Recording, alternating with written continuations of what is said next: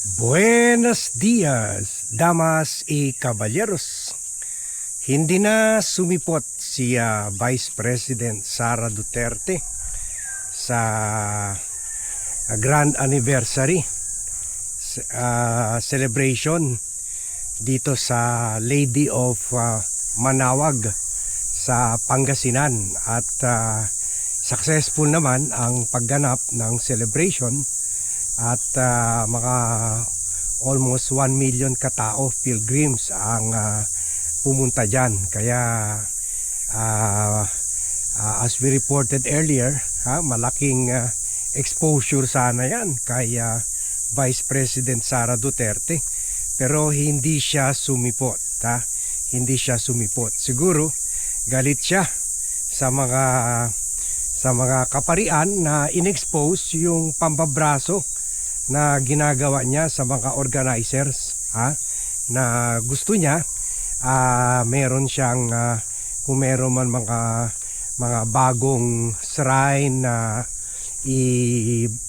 bubuksan, ganon, siya ang mag-ribbon cutting. Gusto niya siya sa offertory ba, basta may participation siya sa mass, may participation siya, o baka gusto niya pasasalitain pa siya, ganon. Pero ayaw naman siya bastusin ng mga kaparian. Pero sinabi na lang, you can attend. Anyway, anybody can attend. Pero you attend as a as a devotee. Yung kumaga, umupo ka lang dyan sa kwan kasama ng ibang mga deboto, ganon. So kaya siguro hindi na siya sumipot dahil wala media mileage. hindi niya magamit itong church. Walang kwan sa kanya, ganda points that will help her political ambition. So hindi siya sumipot, no show siya, no show. The same way rin na no show rin siya sa hearing sa House of Representatives last Wednesday. So dahil wala siyang role, hindi siya binigyan ng role ng mga kaparian, yun, wala siya. Pero pwede rin, baka realize niya, baka matamaan siya ng kidlat. baka sabihin ng Diyos, ito ba yun?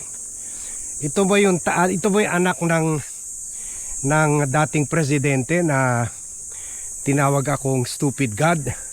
Sige nga, papadala ako ng kidlat dyan. O baka matunaw siya sa loob ng church. Maganda sana yung image. Pang PR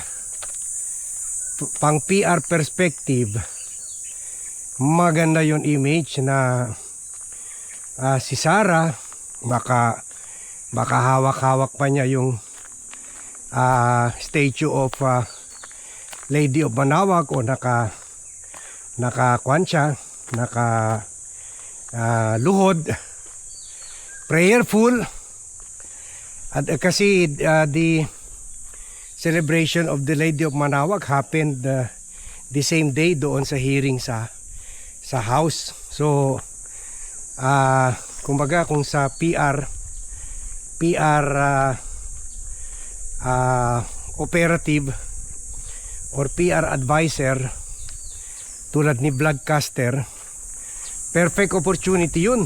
Kumbaga, habang pinapakita live ang hearing, na kung saan sinasabi ni Sara ay pinopolitika lang sila, habang pinapakita live yung hearing, pwede naman split screen, makikita si Sara nagdadasal ng taimtim, mataimtim.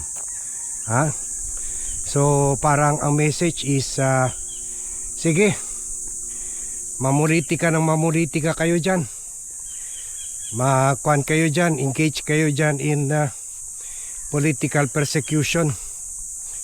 Basta si Sara, she's one with the people and one with God in prayer. Ayun. Ang ganda ng image, yung prayerful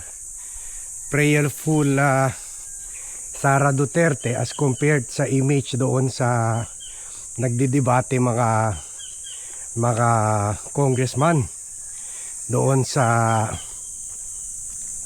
impeachment hearing. So that will be a clash of images, a clash of images between a Sara who humbles herself humbles herself before God and the people, while at the same time mga politiko ay pinipersecute siya. Yan. Pero yun, wala.